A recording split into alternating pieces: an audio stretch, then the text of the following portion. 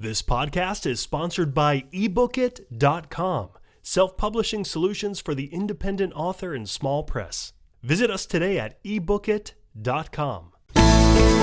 Hello and welcome to the Toastmasters podcast, the official podcast of Toastmasters International. Hello everybody, my name is Bo Bennett. And I'm Ryan Levesque. And we are back for part 2 of the Accredited Speaker interviews. Ryan, who do we got? Well, first up on the show, we have a conversation that Greg and I had with Robert Cravalho, and that is followed by 2 other accredited speakers that Bo is joining me for, Donny Crandell and Clare Crowther. All right, roll the air quotes tape. Ryan, we have someone on the line from somewhere far away and nice and warm. Yes, wish I was there. Our guest today is joining us from Hawaii.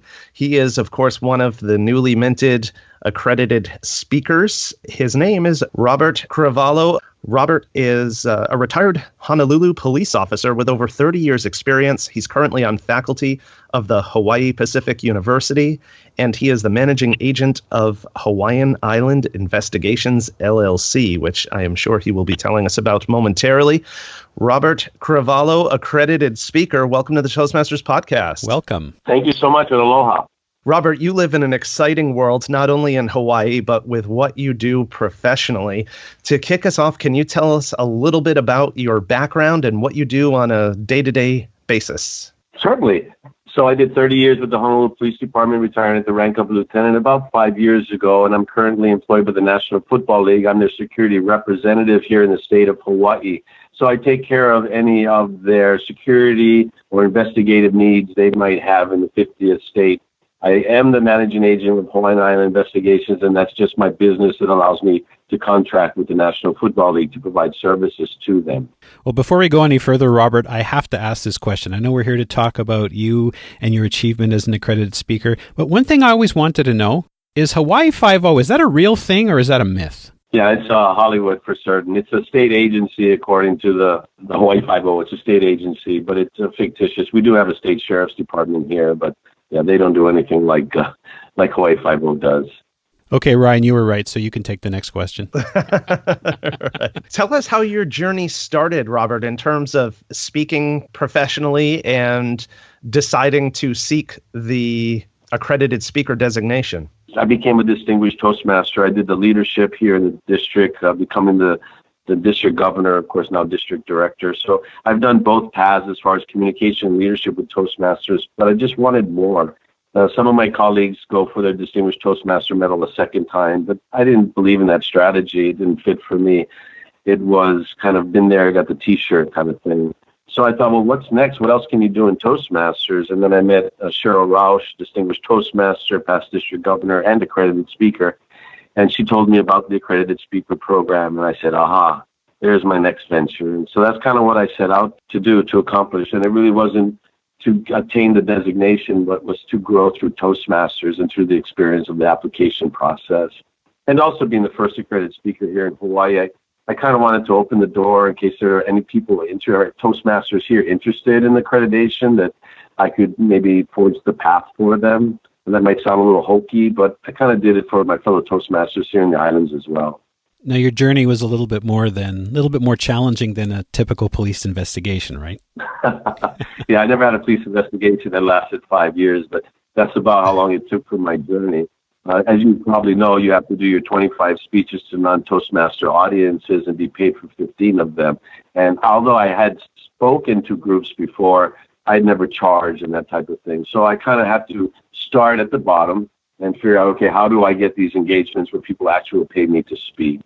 And so I started just talking for free to community groups and book clubs and things of that nature. And then someone hears you and says, hey, you've got a great message. I think you should come and speak to my organization.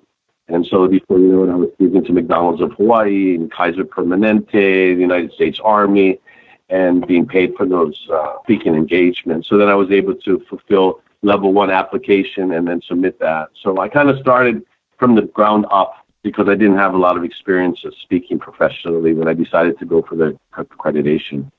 And Robert, you tried out a couple of times for the accredited speaker designation. In other words, when you finally attained it this summer, that was not your first shot. Is that right? And if so, what happened the previous times, and what did you learn in the process? Well, I've learned a great deal through the process, and that is really what I'd like your listeners to realize, that it's not about the destination, it's about the journey. It's what you learn as you go through this process. And so that's what's sort of valuable to me about the accredited speaker designation. It's not about the award or to be called an accredited speaker when you're introduced. It's that I went through it. I went through level 1 when you submit your application with your name, rank, and serial number, the list of all your engagements in a 3-year period and those that you were paid for, and then you submit a video. So I submitted that level 1 to Toastmasters, and then I prayed. I got the thumbs down on my first application at level 1. I believe my video was probably not up to par, and so I had to redo my video, and the next year I applied again with my application and a new video, and I was accepted at level 1. And then last year was invited to go to Washington, D.C., and I was on the world stage, which not too many people can say. So that to me was such an experience. I thought I did a good job at level 2 in Washington, D.C., however, at the conclusion, I met with the chief judge, and he provided me the bad news. I looked at it as an opportunity for me to continue to grow. So was I disappointed? Yes. But then I went back to the drawing board, worked on the presentation. And again, it's because I've gone through the process that I honed it. I made it a little bit better here. How can I shine this? I think of it, I love to ride my Harley Davidson motorcycle. What I do is when it's dirty, you wash it with a big rag, and then when it's all clean and wiped down, then you go with the little toothbrush and you clean the little nooks and crannies of it. And it's the same thing with your presentation, whether it's a 7-minute speech or a 40-minute accredited speaker speech. You got to look at all those little details and how can I make this one better and this one better and that one better, and tightened up things. And I went to Canada this past August and finally received the designation. So it was a long process, and there were certainly ups and downs, but I believe it was worth every second of it. So, Robert, I had the wonderful opportunity of actually being present in Vancouver at the Toastmasters International Convention. Your presentation was called How to Kick Conflict. So maybe perhaps tell us a little bit about that. As a police officer, I was assigned as a hostage negotiator for about 8 years. And so I have some great experiences and some education on how to manage people that are in crisis, that lack the coping skills to deal with what situation they're in. I've been in conflict with deadly consequences. And I firmly believe that if there is something that I've gleaned in my life that I can share with somebody and it'll help them, I'm all for that. Life is too short for us to make all the mistakes. So we have to look at our friends and witness their mistakes and learn from them. Not saying that what I did was a mistake, but I've learned a great deal. And I wanted to share it. And so that's really was my platform. When you become an accredited speaker, you don't speak for yourself, you speak for what your audience needs to hear.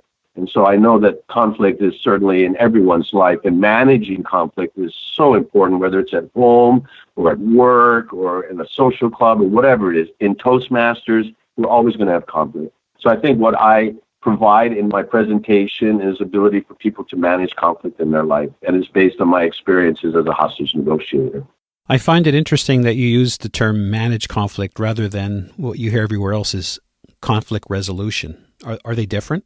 In my opinion, there are, because you cannot solve the conflict. You can't bring the conflict to resolution. You don't have the pixie dust or that magic wand. Oh, we have a conflict here. Boom, it's solved. You can't do that. I believe that you just manage the conflict until it resolves itself. And it resolves itself when the person in conflict either gets it or understands it, or their coping skills can manage it or whatever. So in my opinion, it's managing the conflict till it's resolved. You can't resolve it. It's not up to you. Are there some tips from the presentation you can share with us about that?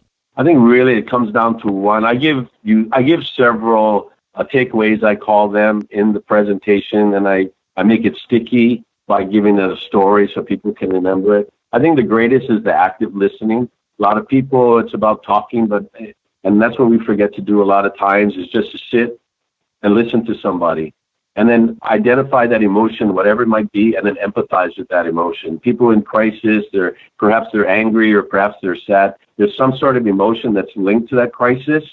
And so if you can identify it just by listening to the person and then empathizing with them and qualifying it and let them know, hey, I get it. you're angry at this situation. I'd be angry too if I was in your position. And then they have like an ally. They feel like, wow, you get it. You hear me. You feel what I'm feeling. You get it. And that alone brings down the emotion, which brings the logic up. And when someone is thinking logically, that's when they can deal with the conflict or the crisis that they're in. It seems very different than when you see it on TV where it's perceived as an adversarial position. And that's the problem with it. One of the other takeaways is if it's important to them, it's important to you. So sometimes people might come to you with something that's a crisis. And when you listen to it, you think, oh my gosh, that doesn't even make my priority list. I talk about in my presentation about dirty dishes in the sink and how one of my clerk typists was upset that another clerk would leave their dirty dishes in the sink. It's so minute. It's so not even on my radar screen to be worried about something like that, but yet she brought it to me. So if it was important to her, it was important to me. If somebody comes to you and they have a problem, even though you might think it's insignificant, it's important to them. They brought it to you. So you have to treat it with the value that they're treated. Robert, I want to ask you about one thing that we talked about just briefly before we started recording, and that is that you mentioned that something went not as planned with a prop, and I thought it might be helpful just to kind of hear that briefly from your perspective. And I'm thinking also to hit home the point that being an accredited speaker is a recognition of excellence, but it doesn't necessarily denote perfection. So could you share that story with us briefly?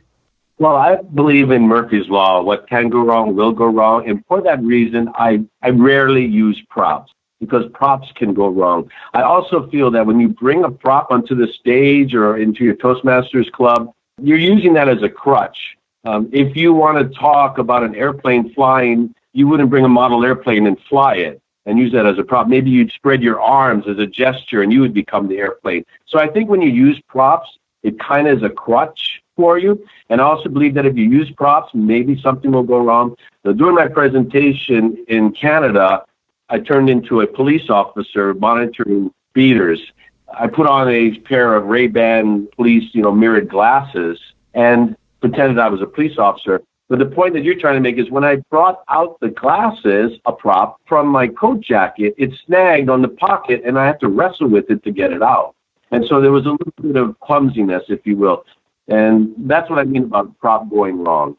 So I personally don't use props. I did in that case, and it kind of bit me. But I thought the prop was worth it because once I put the glasses on, I really became that police officer. I think the audience enjoyed that and the banter that occurred after that. So it worked out, oh well. I thought you made it real. And in fact, once you put the glasses on and you looked up, and of course, those were your facial gestures were just incredible. I could see you as that cop that was actually stopping the young lady for her alleged speeding, I guess. Yeah, that was fun. It was, again, another story to make it sticky for the audience. And then it was a callback because that story was early in my presentation. And then I brought it back at the conclusion to demonstrate how using the techniques that I share, you could have managed that conflict between me as a police officer and the woman who was the traffic violator. Robert, I do have a question. When you talked about, obviously, in your position as an investigator or your position in the police force, you have situations that can potentially be life or death. Does the severity of the conflict change the approach? Oh, that's a very good question. I would say that it depends on the situation. If the situation is dynamic and as a law enforcement agency, we need to respond with force, then we're certainly prepared to do so.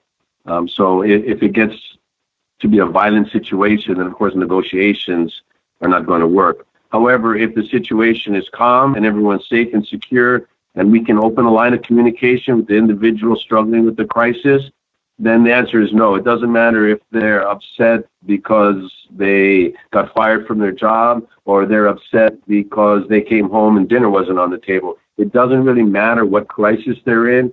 The process is still the same. However, it could change if the situation got dynamic. So, Robert, if someone wanted to get a hold of you, maybe they were in trouble. No, I'm just kidding. What would be the best way for them to reach you? Well, my phone number is probably the best. I was on call with the police department for so many years that my phone is by my side all the time, and I'm always answering. And that number is 808-265-3434. And then you can also get me through my email, which is robert@robertcravalho.pro. Robert, thank you very much for being a guest on the Toastmasters podcast. And once again, congratulations on achieving your accredited speaker designation. Yeah, congratulations, Robert. Thank you, Ryan. Thank you, Greg. And thank you very much for this opportunity. Our next guest is Donny Crandell. Donny Crandell believes it's all about connecting. As a speaker, educator, chaplain, entertainer, and writer, he connects with his audience through inspiring, motivating, training, and education by creating a fun and enjoyable experience for all.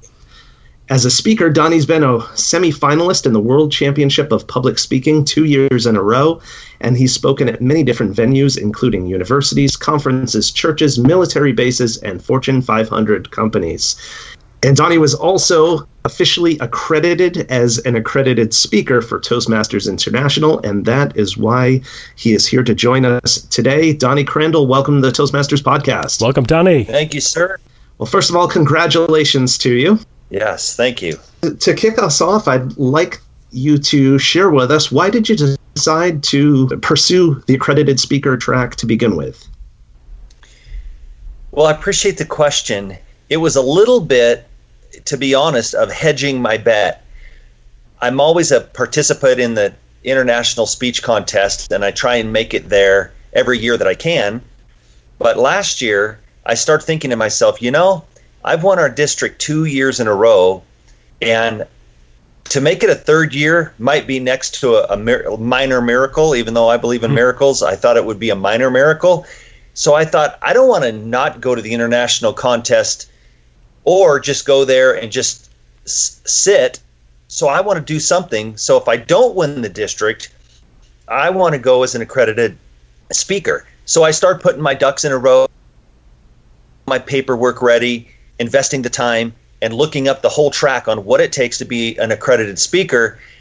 And as it turned out, it was a good thing I hedged my bet, because I did get second place in the district, but I still got to go to Vancouver and participate in the international conference as an accredited speaker. So it turned out really well. So it was really my desire to do something a little different than our international contest. And I thought it may be a different sort of venue or a different sort of opportunity to maybe get different kinds of exposure.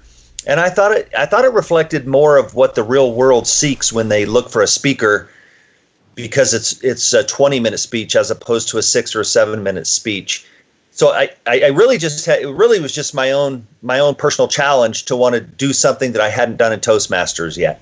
Right. Yeah, I can't imagine some company hiring you and paying you to fly out somewhere to speak to them for 6 to 7 minutes. It just doesn't work. So, Donny, I got to ask you this about the speech contest. I know we might be diverging a little bit from the accredited speaker program, but I'm really curious. After being on the big stage, in retrospect, was it all worth it, or because you didn't win, do you feel like I shouldn't have done that? I felt like it was an adrenaline rush beyond any adrenaline rush I've had probably in this lifetime, of being on the big stage with the lights and the crowd and all of the anxiety and the butterflies in my stomach and just the thrill of it all. It matched up to everything I thought it might be when I did get on the big stage. So it was exciting, and it was different than it was a different mindset, a different flow, a different attitude toward than the accredited speaker, for sure. Just to me, they're just two completely different venues and two completely different mindsets that you need to have going into it. But I loved the World Championship stage, and I will continue to try and get back there again. Okay. So I think that does answer my question. Yes, it was worth it, and you would do it again. Yes. Cool. Now, Donny, where were you, or are you even now, on the continuum in terms of your professional speaking? I know people who pursue the accredited speaker track sometimes are people who've been speaking professionally for years and years and years, and other times they're people who are just starting out. So what's your background as a speaker? Yeah, as far as the professional speaking career goes, I feel like I'm just starting out in that. and I've been a pastor for a number of years, and that's an opportunity I get to speak every Sunday in front of a group of people for 25 minutes or so. But as far as doing speeches to a non-church audience, this is a brand new attempt for me. And I also do magic shows where I'll take a theme and do a 30 to 45 minute magic show. And those are paid opportunities. But even that is still different than the professional speaking.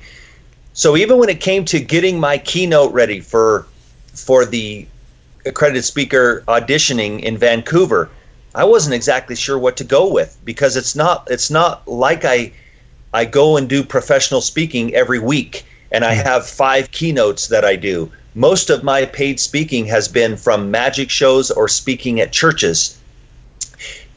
So I'm at the beginning stage of that and just kind of learning what all is involved in that. And I thought the Accredited Speaker Program might be a good step in that direction to develop that. But I can say this, and this is very important, I haven't quit my day jobs. Gotcha. I have not. In fact, I think I'm a ways from quitting my day jobs to pursue public speaking. Although it's a constant hobby that I'm working on, and it's a profession I would love to see full time. But I just think there's a lot of factors to making a living as a professional speaker. Okay. Well, now you've got one more accolade in your kit here to be able to say that you are one of a very small number of people worldwide who are accredited speakers through Toastmasters. Yeah. Donny, you mentioned your magic a few moments ago, and in your accredited speaker presentation, you did entertain the audience with a couple of tricks that were related to the message you were conveying. And I wondered as I watched the video how the addition of magic, I imagine you've been doing it for a while, so perhaps you are comfortable with it, but I wonder if it ups the ante in terms of the stress level that, oh no, not only do I have to perform well with this as a speaker, but what happens if I goof up on the trick? Was that a concern? Was that part of the nerves for you at all? Where's the pigeon? Damn pigeon. Yeah. You know, I've learned that if I'm gonna do sleight of hand or magic in a professional speaking setting, I have to go with the tricks that I know are foolproof. I can't do any high risk tricks where the secret tool behind the trick is in jeopardy of messing up. So I'm limited to doing tricks that I know are 99% of the time I'm not going to mess up on and I'm super comfortable with. So that's part of it. I think the other part is just the idea of trying to integrate it with speaking, and is it going to stop the flow of speaking to do a trick, or is it going to enhance my presentation by taking part of my presentation and putting it into more of a physical, visible form, or are the gimmicks that I'm using or the tools that I'm using, are they going to be easily accessible so they pack flat and I don't have to bring this big old statue of something and make it disappear in front of my crowd? There's all these questions. It is more complicated, but I've been doing magic for so long that in many ways it's easier to get up and do a magic show or a magic trick than it is to do a keynote speech and remember all the stuff I'm supposed to remember. And how did you feel about how your presentation went? I mean, obviously the goal was achieved. You're now an accredited speaker. But did you feel like when you finished, you knew you were going to get it, or was there a question mark? I think there was a question mark, and it came from a lack of confidence, because I had only practiced that keynote one time. And when I gave it, I thought, wow, is this really a keynote to where people would pay to see it? Man, I don't know. And did the magic connect with the audience? And I started second guessing a lot of my presentation, and I felt like I don't think people understand how much of a golden opportunity it is on that stage when you get to give your accredited speaker. And I wish I could say I felt better about it, but I don't feel like I knocked it out of the park. I felt like I could have done a lot better, but it was good enough to achieve the accredited speaker.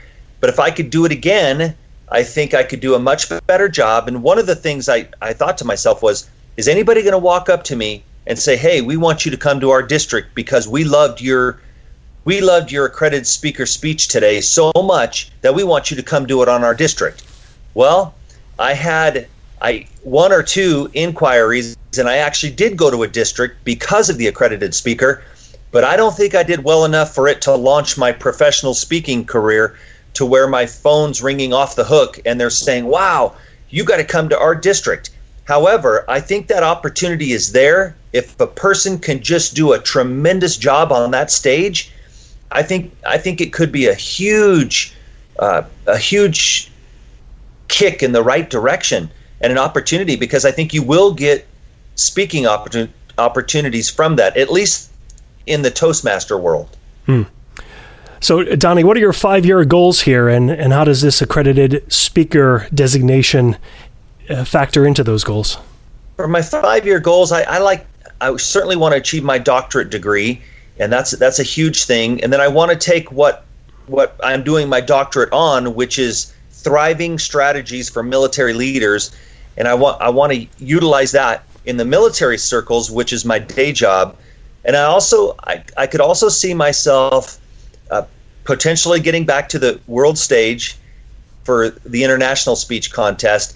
And then I want to continue taking the keynotes that I did there and about 5 other ones and utilize those in as many venues as I can. I'm doing a leadership breakfast for District 39 Toastmasters, but I really want to branch out of Toastmasters because I don't find necessarily that all the opportunities are going to come from there. It's a great training ground, but a person really has to get outside of that to find professional speaking gigs that are going to pay. So there's an organization here called WIN, W-I-N, that wants me to come and do a presentation this year, and that's for a bunch of professionals. So I think I'd like to make it more of a living, and I'd also like to do more coaching. And yeah, that's where I see myself going, I guess, with professional speaking. All right. Cool. Sounds great. Well, Donny, your presentation on connecting, which unfortunately we didn't even have time to get into the content of it, but is available through the toastmastersondemand.com website. And I encourage folks to check it out. It's well worth the time. A lot of good content and humor in your presentation. But where can folks go to learn more about you and stay in touch? My website, donnycrandell.com, is a good starting place. And then my email is donnycrandell@gmail.com. And I think you'll find out most everything that you want to know there. And I'd love to connect with some folks. If that opportunity, if anybody's seeking a professional speaker, I like to engage, encourage, entertain, and help people participate in the speech. So it's a fun time for everyone. Super. Well, we wish you well in your continued professional speaking career, and thanks for sharing with us today, Donny. Yeah, thank you, Donny. Thanks. Thank you. Thanks for taking the time for the interview. All righty. Bye-bye. Our guest today is Clare Crowther. Clare has worked for 23 years as the CEO of Your New Horizon. Your New Horizon is a specialist consultancy and executive coaching, team effectiveness, business transformation, and change management, as well as program and project management. And of course, once again, Clare is a newly minted accredited speaker. Congratulations on that, and welcome to the Toastmasters podcast, Clare. Welcome, Clare. Thank you very much. Thank you.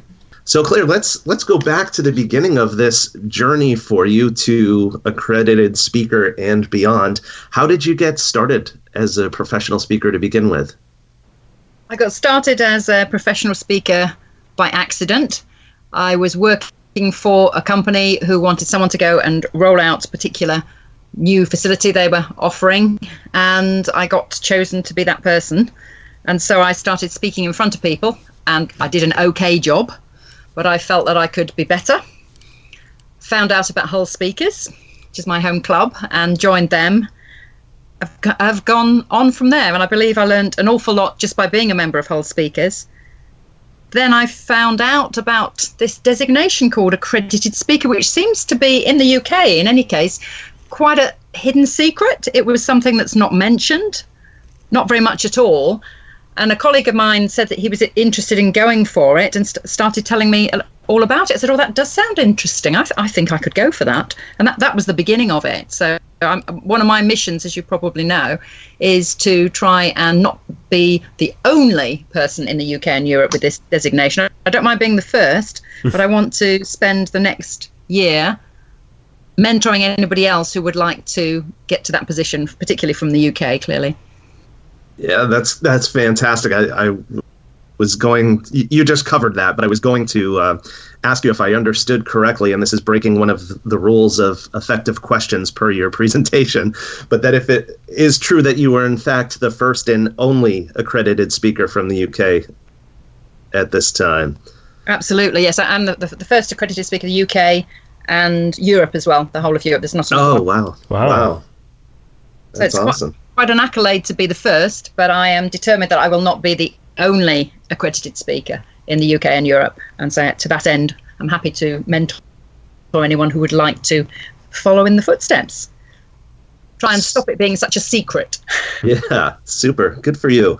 So what did you learn in the process? I'm sure there was a lot of preparation that went into this. And how did it help you become a better speaker?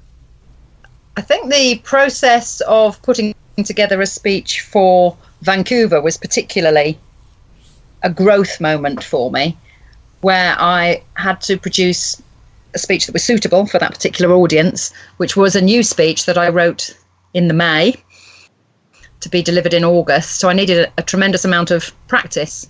So I appealed to my large network of contacts and said I would come and give this speech to anybody for free that would give me the floor space. And I went to a tremendous variety of organisations that I probably wouldn't have even gone into otherwise. So it gave me some opportunities that I hadn't expected. And those different audiences gave me very varied feedback and made me realise that I had to be able to hit lots of different types of people when I went in front of, I believe it was 1,800 people at Vancouver. So it was very good grounding to turn up in Vancouver. Nice. That's great. As I mentioned before we started recording, Claire, I did have the opportunity to watch your speech through Toastmasters On Demand and enjoyed it greatly. For those who haven't seen it, can you give a brief explanation of what you spoke about in Vancouver? The title of the speech was Listen to Solve. And the premise here is that we do naturally want to help other people. A particular way a lot of us try to do it naturally is to say, if I were you, I would. The solution that's right for you is not what's right for them. And so my speech was around how we can listen, question effectively, recap, and then help other people to get to their own solution. So by listening, you are solving their problems. That's the premise of the whole speech. I work with a lot of people in argumentation, and one of the things we talk about is you have to listen to what the person is arguing and restate the argument just to make sure you're on the same page, because what most people do is they will just go off on a tangent and make an argument or assume an argument that the person didn't actually make. And without listening and rephrasing, you're not going to get anywhere. So it sounds kind of like the same thing. One of the things in Claire's presentation, Bo, was resisting the urge to share your own personal story, a parallel story. Avoid unnecessary stories, I think is how you're going to say it. That's funny because this one time when I was doing a podcast. That's exactly, yeah. Yeah. One of the things I talked about in the speech was a point which is avoid unnecessary sharing. And what that's about is when you've listened and you've questioned and you recap back to the person that you're trying to solve, sometimes that very process of recapping can prompt a parallel from your own experience. And you may feel compelled to share that experience. Well, please don't. Sharing, that unnecessary sharing, is not going to help the other person. Yeah, I have to say I felt a little bit of resistance to that point as I was watching your presentation, and in reflecting on it, I think it's because perhaps I have that tendency to want to share unnecessary stories and anecdotes and details. But we all do, because we feel it's helping the other person, and it might do, but the chances are it's not going to, because everyone has their own individual solution. Right. And I think the other conclusion that I came to, correct me if I'm wrong, is that in this context, we're talking about, as you just said, helping the other person. And that's really the goal and the focus, at least in terms of what you were rolling out. And there may be other places, like, for example, if you're on a date with someone where sharing your own story could be an important rapport building mechanism. That's quite a different scenario, I have to say. If we're looking to try and help somebody solve their problems, that, as you may perhaps guess, that my background for this particular speech was my expertise in coaching. I do a lot of exec coaching, and that one-to-one coaching requires you to listen to solve, and it's building on that and bringing it to everybody, so everybody can do it to a certain extent.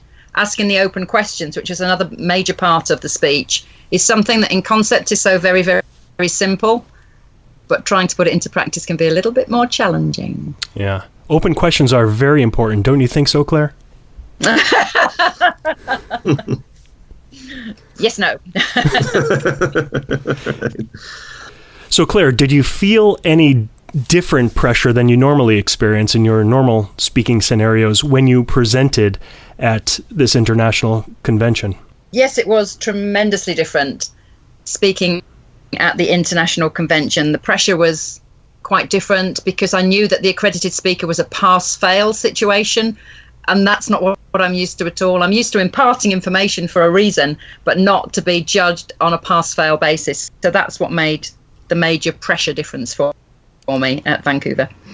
Was the size of the audience more intimidating, or did that not play as big of a factor? Surprisingly, it didn't play such a big factor as I expected. I believe there were about 1,800 people in the audience, and I've spoken to a couple of hundred before. And I guess once you get over a certain amount where you don't have that total interaction with a small group, then whether it's 200 or 1,800 perhaps doesn't matter. Right. But it was a fantastic experience, I have to say, very, very professionally organized, and I loved it.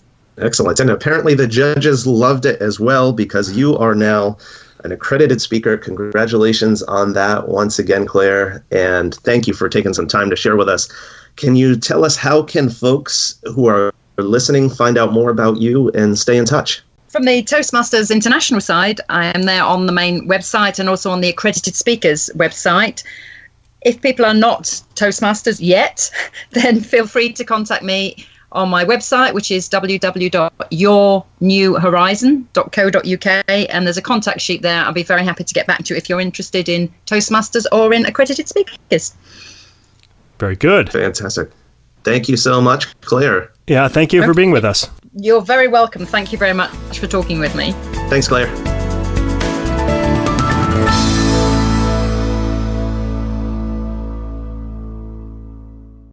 Isn't it about time you published that book you've been thinking about? We can help with that.